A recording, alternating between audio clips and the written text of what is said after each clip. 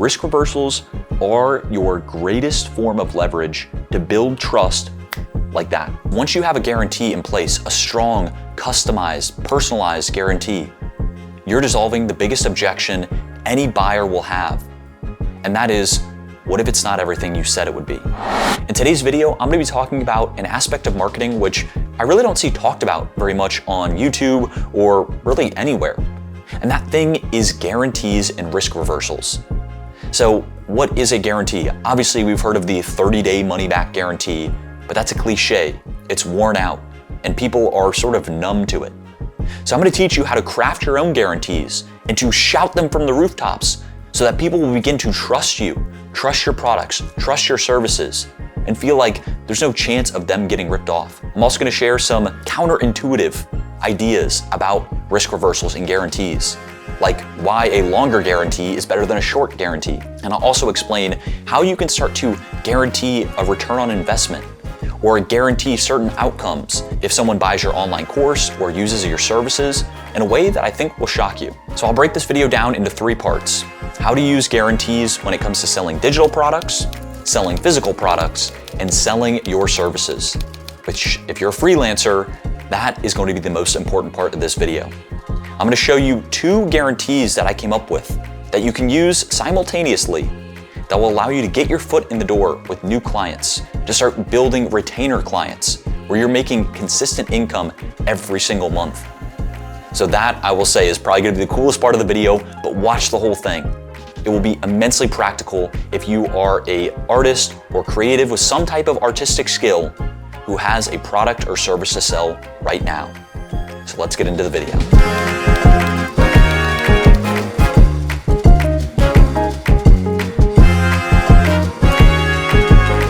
For anyone who's new here, my name is Sean Green.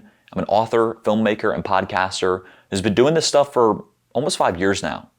And on this channel, I focus exclusively on giving strategic, evergreen marketing advice, but tailoring it exclusively to artists and creative freelancers and entrepreneurs. So anyone who has a creative skill set, an artistic skill set, and a passion for creating, I teach people like you how to turn that into a full-time income, to make actual profit from your creative talent. And in today's episode, I'm going to focus on one specific element that will help a ton if you already have a product or service that you're selling. And that concept is risk reversals. So think about it this way. When any 2 people engage in a transaction, one side is always asked to take on more risk than the other. If there were no guarantees or anything, if someone bought a product, usually that buyer is taking on more risk than the business. But why would that be? Well, let's take something like a book. Maybe the buyer doesn't know what's inside it. They spend 20 bucks on it and they may not be satisfied. They may be let down once they actually get the product. And so they would be in that situation taking on more risk because they don't necessarily know what they're going to get when they spend their money. And so to offset that, most businesses offer a money-back guarantee or a satisfaction guarantee. And what that means is, hey, try this out. If you don't like it or if you were unsatisfied for any reason, let us know within a specific amount of time and we will give you all your money back. So that is risk reversal. When a business puts the risk back on themselves so that the buyer can try something out risk-free. And now before I jump into the specifics, I do want to offer a story that will really cement how important risk reversals and guarantees can be. This is a hypothetical story. I got it from a marketing legend named Jay Abraham. I highly recommend the book called Getting Everything You Can Out of Everything You've Got. That's where I first heard this story. And it goes like this. There's a father who wants to buy a horse for his daughter. And there are 2 horse dealers in town. Now, let's assume that these horses cost the exact same price. So the man goes to the first horse dealer and the horse dealer says, "Here, I'll make a deal for you. You don't have to pay me for the next 30 days. I will let you take the horse home, test the horse, see if your daughter has an affinity for it, and at the end of the 30 days, you can decide then to pay me or not, and you can bring the horse back if you don't want the horse." But then the second dealer basically goes, "Well, you have to understand, this is a horse I care very deeply about. So what I will do for you, to make sure that it is the right fit, I will have one of my assistants bring the horse to you every single day so your daughter can play with the horse, pet the horse, enjoy the horse's company.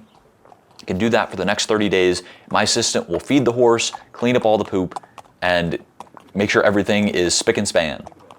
And at the end of the 30 days, I will come by asking for the money to buy the horse. And if you decide you don't want the horse, I will promptly take it back to my barn. So in that case, which person would you buy the horse from? It should be obvious. The second person. So even though the horses were the exact same price, even though they were both on a sort of 30-day money-back guarantee, the difference is the emphasis, the sincerity, the caring that the second person had that the first horse dealer did not. And so that story is extremely illustrative because 30-day money-back guarantee is probably the most standard line there is in business. Most people either put it in the disclaimer, they put it sort of like that badge icon that you see on websites. Yeah, you'll get your money back, don't worry about it. But what I'm telling you today is that when you have a guarantee in place, you need to scream that from the rooftops. You need to let everyone know you have an insanely reckless guarantee. You are putting all the risk on yourself, and anyone who tries out the product, they don't have to worry at all about losing their money, about feeling tricked or anything like that, because your guarantee is so strong. Now, I'm going to break this down as simply as I can. I'm basically going to talk about selling digital products, selling physical, tangible products, and then selling services. So all three of those will have slightly different nuances to the risk reversal, the guarantee you offer, but I want to take them one by one. Now, I want to start with digital products because if you sell digital products, if you have some type of online course, I'm guessing your first objection is, well, I'd love to have a guarantee, but if I have a 30-day guarantee, they can just take the whole course and then ask for a refund at the end. And here's what I'd say to that. First of all, when you create a digital product, the cost to every iteration, every buyer, it's negligible. So it doesn't really matter that they're seeing the content. At least it's not going to cost you a lot of money. But it's understandable to have this fear that, oh my God, people are just going to abuse this guarantee. Everyone's just going to look at my stuff, download my products, and then ask for a refund right after. And so there are a couple different things you can do with that. But the instant thing I would mention is if you have a customer that they see their guarantee, they're like, ooh, I can kind of scheme and get this course and I can just get a refund 45 days later, and they actually do that. Well, I will say, you don't want them as a customer at all. It's good that they identify themselves right away. Because yes, there are always going to be people like that, and it's extremely hard to stop that online. But that does not mean that you should take away your risk reversal, that you should take away your guarantee just because of a few bad apples. And if you ultimately do the numbers, you'll realize that most people are willing to pay for value. And so as long as you're not, if everyone is asking for a refund, it's probably an indication that your digital product sucks. However, if it's only, 3 or 4%, 5 or 6% of people, that's okay. And it more than makes up for the numbers that you're getting, the additional customers that you're grabbing because they feel the trust, because they feel like they don't have to take any risk, that they can try this out, and if they like it, they'll keep it, but if they don't enjoy it, they can give it back, no hassle. So what I would actually say, and this is a little bit of a psychological trick, but the longer the guarantee, the better. So like I said, 30-day money-back guarantee is the most common one you'll hear. But why don't you try a 45-day guarantee, a 90-day guarantee, a 1-year guarantee, a 2-year guarantee? And I want to be very specific. So you're not just saying, ask for a refund if you feel like you didn't get value out of this. You want to set some very clear expectations. Here's one example.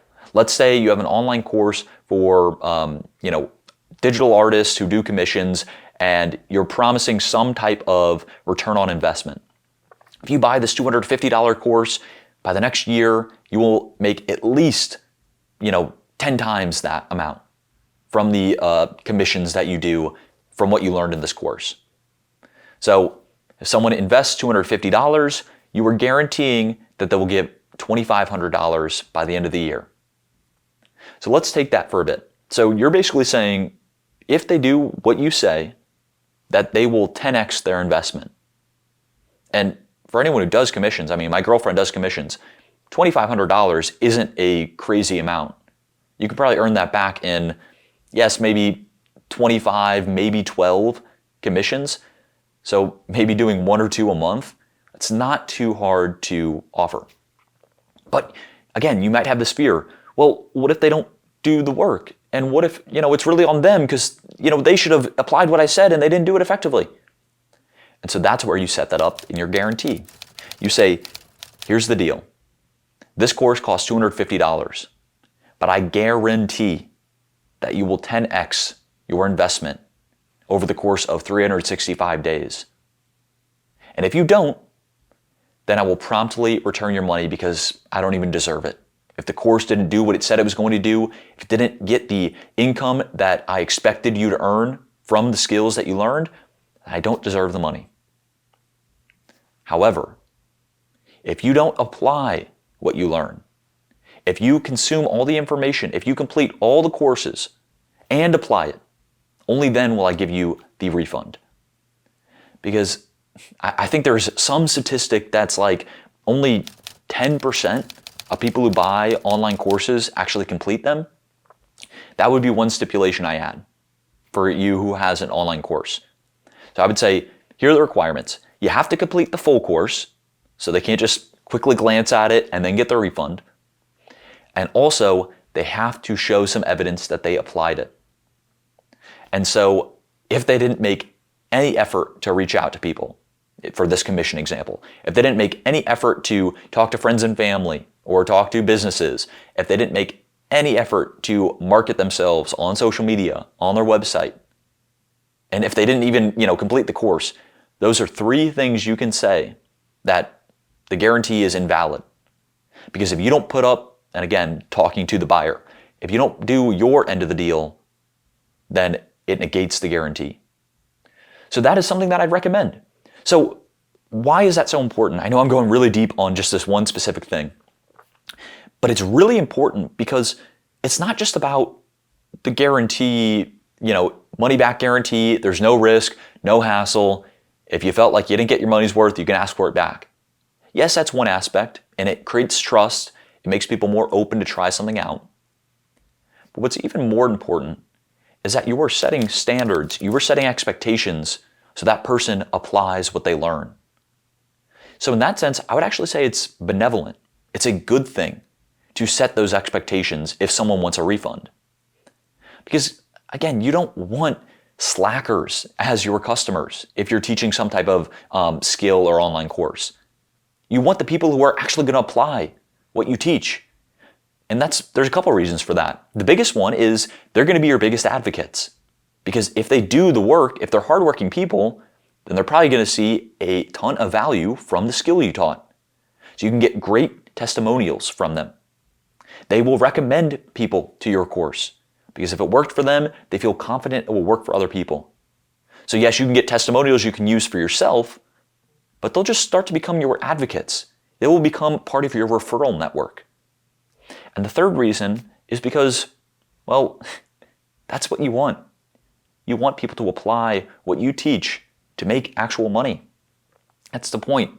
We're not scam artists. You are an artist. I am an artist. I'm a creative.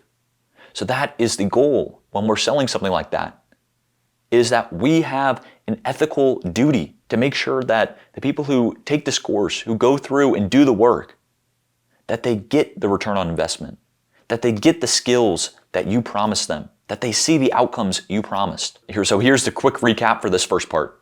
When it comes to selling a digital product, you want to always offer a guarantee where they will get their money back. Because if you don't, people are going to be a lot more hesitant to part with their dollars because they're not really sure what they're getting. And I didn't mention this before, but if you offer something like, an ebook, something a little bit smaller, maybe not a full 7 or 10 day course, then this is going to sound risky, but I would recommend saying, if you didn't get the value that you wanted, and remember, you're setting those standards, if you applied it and you didn't get blank, blank, and blank, then I will return the money and let you keep everything. And it sounds like, oh my gosh, I'm giving away everything. Here's the fact. They would probably reproduce it anyway, so it's not like you can really take back a digital product that they've downloaded. But the other fact is, again, it builds trust. It shows that you have faith in the thing that you are selling, that skill, that course that you are delivering, and it builds trust in the buyer. And again, when it comes to guarantees, you have to do something that you can actually fulfill on. Like, again, I keep talking about the longer guarantees are better.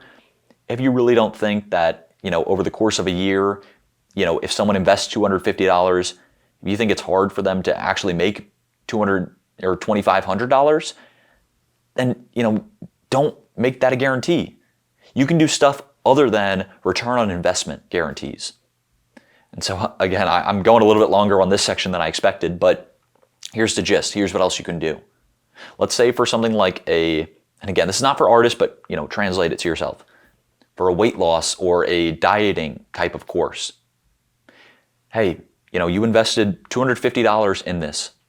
If you, in the next 30 or 90 days, haven't lost 5 pounds, if you don't feel brighter and look brighter, if you haven't been getting compliments on how you seem more vibrant, etc., etc., etc., I'm making very clear, tangible statements.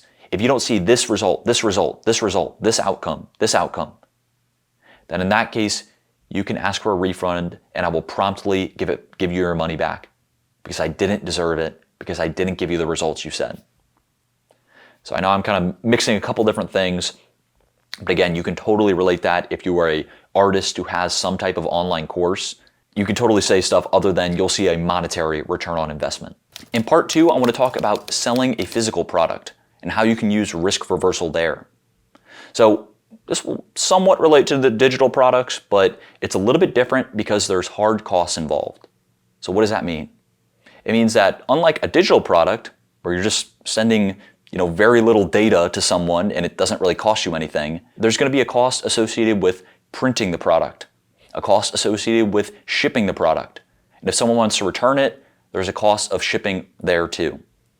So that's what makes it just a little bit different. But what I would recommend in this case is, well, you kind of have to step back a bit. The thing I would recommend with physical products is always attach a digital bonus with it. I did talk about this in my last video on pricing strategy, the bonus stack, but it's really helpful if you sell a physical product because you've already given them, let's say, $50 or $100 worth of digital exclusive content. So they already have that kind of in the back of their head. They already get those gifts. But let's say they just spent $50 on an art print. They get some type of cool video with it, some type of walkthrough or drawing tutorial, but for whatever reason, they want to return the art print. It wasn't what they expected. Again, I'm choosing an instance that really doesn't come up too much. I think it's rare that someone will try to return an art print, but I think this is going to be useful. So let's assume you gave them the digital product, or you gave them the digital bonus, they received the physical product, and they want to return it. I would tell you, first of all, see if they want, a different exchange. Maybe it was just they got sent the wrong size or something like that. Of course, you want to let them keep the product. Keep the original and send them the new thing. So this is assuming that it's, anything under $10 that it costs you to print, it's just ultimately not worth it. So I would recommend let them keep the product, see if instead of getting a refund on their money, they just want a new product sent to them at maybe a different size, or they were expecting like a different color of the design or something. So that's easy enough to deal with. But if someone's really upset, I don't know what would be going through their head. Maybe they were expecting a completely different design and you sent it, it took forever to ship to them. They have those digital bonuses, so you're gonna let them keep that, but they want a refund on their money. Just give them the refund. I know it's not that creative, but I'm telling you, it is worth the lack of a headache to just give a refund if someone is persistent in asking for it. But I think you will be shocked by how few people actually want to, return the product and, kind of game the system and, I just wanted the digital bonuses, so I'll get the printed product and I'll get it back. I'm just saying, drop it, let them keep it. Usually if your margins are high enough, so the margin is basically cost you $10 to print, you sold it for $50, bite the $10. Yes, you lost the money, but you only lost $10 of your own, hard cash. I would say it's not worth the hassle.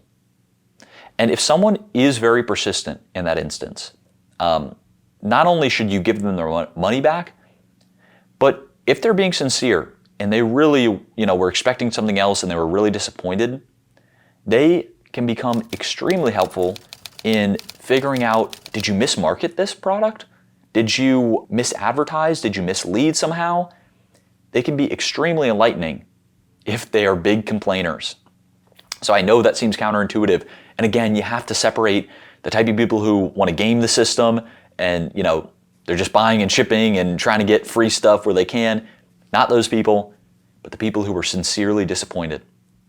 You can seriously learn from them. And not only that, if you have a conversation with those people, they may end up either being good referral sources. Hey, I realized this product wasn't for me, but it probably would be for, 5 of my art friends who I know are struggling with this thing. Maybe if you just, explained it in a different way so I wouldn't have been, drawn into it, blah, blah, blah. So they can become great referral sources. And you can refer them to other people. So that's a whole other video when it comes to host-beneficiary relationships, partnering up with other businesses. I have to save that for another video. Just keep that in mind. Disappointed, not satisfied customers can become your raving fans if you treat the interaction right. But just stepping away from the art world, I just want to explain, I was a server for a few years. And when it comes to serving at a restaurant, this is absolutely true. If, I can think of more than one occasion where some table was disappointed for some reason. Either the food was, not up to par, or maybe they were forgotten about, no one went over to them. In instances like that, where you have an opportunity to say, oh my gosh, I'm so sorry, and you give them maybe a free dessert, maybe you discount the meal. Those people are usually happy customers when they walk out. So I'm not saying create problems so that you can fix them, but I'm saying people who have problems with you, if you fix them promptly and effectively and show that you listened and learned from them, that those people will respect you more than if they never bought at all. So that message that I learned as a server, really take that to heart. Now, the final thing I want to talk about is selling your services and how that relates to risk reversal. And I think this will be the most distinct one as opposed to selling a product or a digital product. And there are basically 2 categories when it comes to selling your services that I could talk about. There's the B2C. So if you're a photographer who does like baby photos, wedding photos, or if you're an illustrator that does like family commissions or portrait commissions. And then there's the B2B stuff. So the B2B is going to be more doing videos for a local business, doing photography for a business, doing content writing, something along those lines. And so I'm just going to focus for now on the B2B stuff because I think it's going to be easier to make the case for certain risk reversals. So when it comes to B2B, what I'd recommend is treating it sort of the same way I recommended you treat digital products, specifically when I talked about the online course. So what did I say? If someone invests X amount of dollars over the course of a year, you can guarantee them 10x that amount. And you set those certain standards. So if they didn't get that amount, did they take the full course? Did they apply it in some way, shape, or form? Did they actually actively try to do this stuff? And if they can make the case for it, give them their money back. And if someone is just lying and they went through the trouble just to get their money back, just give it to them. I would always recommend opting for make sure they are satisfied rather than I'm not giving them their money back. They faulted on the guarantee. It's not worth the headache. But when it comes to working with clients, it's different because, well, there's a few reasons. And I just want to take these one by one. So the first thing is that you choose your clients. And you're usually going to have a lot fewer of them than customers who will come across and buy your courses or digital products. So working with clients, I recommend being more choosy up front. And so what are some things you should look for? Well, first of all, you want to make sure that they have some type of tracking in place so that if you do offer video marketing or photography marketing, that they can actually track if they made more money from it. And once you do that, once you have someone that does that, that's how you start charging, instead of hundreds of dollars, thousands and thousands of dollars, because you can guarantee them tens of thousands of dollars because you're tracking. So that is why tracking is so important, because that's how you get them the 10x amount. But I know a lot of local businesses that are not good at tracking, that don't know lifetime customer value, that don't know average purchase order of their customers. And the other thing I'd mention is you want to make sure the business owner you're working with isn't going to micromanage you. Obviously you want to inform them what you're doing, what your process is. But if they are going to critique your actual creative process, then that's not going to be a business you want to work with. Because anything that's kind of imposing on your ability to craft an effective marketing message for them will make it less likely that you'll actually get the results you promised. So try your best to stay away from those people. Or maybe you could sell them services that show them how to set up tracking. But that's, again, another video. Let's say you have this business, you've kind of scoped them out, they are pretty marketing savvy, they want some new content. And let's just take videography because that's my world. In that instance, there are two types of risk reversals you can kind of use.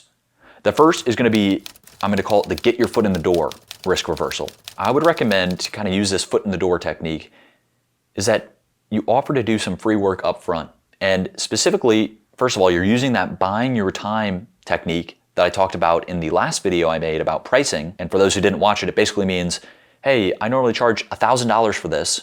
Instead of telling people I'm just doing it for free, you say I'm buying $1,000 worth of my time for you. Major psychological difference.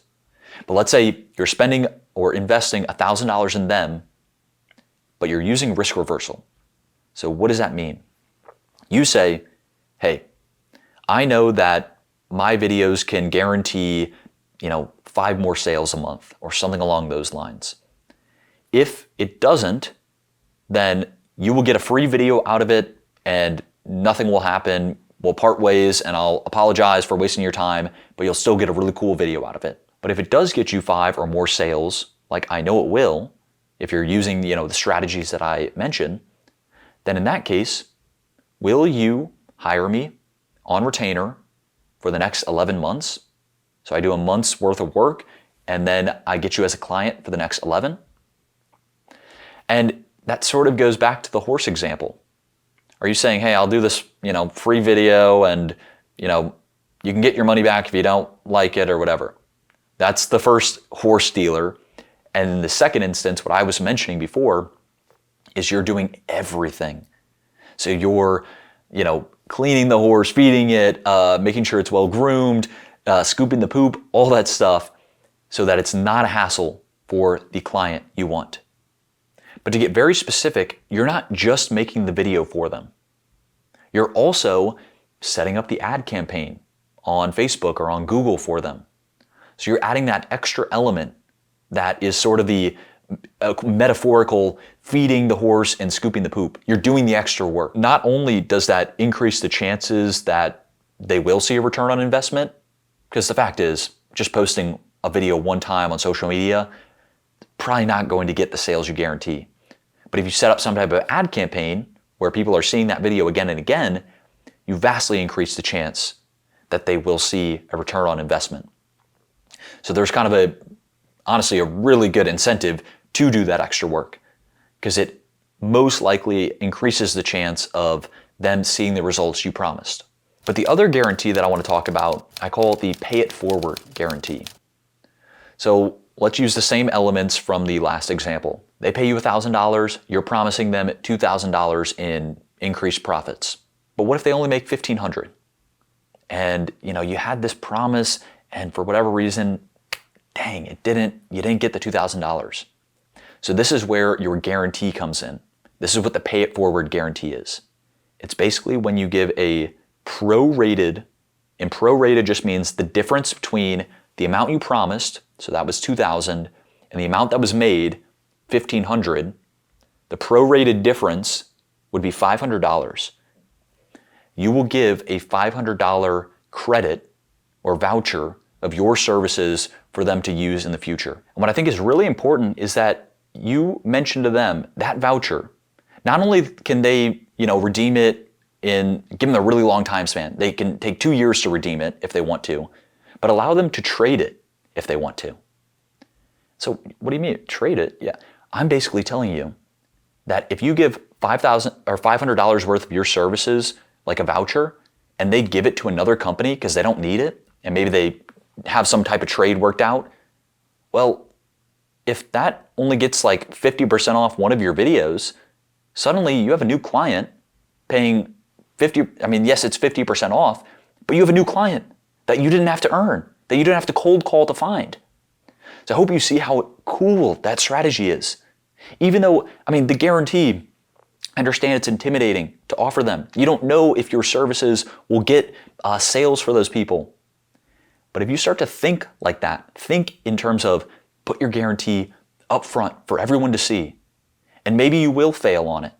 And you do have some type of thing that, you don't want to give away $500 of your service for free, but there is a silver lining in the guarantee. And so I could say a lot more, but I want to keep this video as short as I possibly can. If you got value out of this video, then I strongly urge you to do 3 things. First of all, copy this link and send it to someone you know would value from this advice. Someone who has a product or service to offer, but really isn't using risk reversals in a smart way. Second thing, subscribe to the channel. I'm going to be making content like this as often as I possibly can. I'm shooting for once a week, but I'm honestly trying to do more than that, just so you can get immense value as soon as possible. And the third thing, take a look at the 2 links at the top of the video description. The first one will lead you to a totally free resource. It's going to be a 1-page cheat sheet of strategic marketing advice that I notice creatives need. So I basically outline the 7 deadly mistakes I notice creatives and artists doing all the time on social media, and I offer 7 quick solutions to start fixing them. And the second link will lead to my Artist Blueprint book package. So this will come with my 41-page ebook, which that free cheat sheet is based on. It's gonna be full of scripts, prompts, and questions to ask yourself to enhance your marketing online. It will also come with a 15-minute coaching call with me, so you can start to actually make this stuff specific and tailored to you. And it also comes with an artist archetype assessment quiz. So this is going to help you figure out what are your strengths and weaknesses when it comes to marketing and business as an artist. I'm telling you, once you figure this out, once you figure out which of the 5 archetypes you are, you can start to capitalize on your strengths and offset your weaknesses.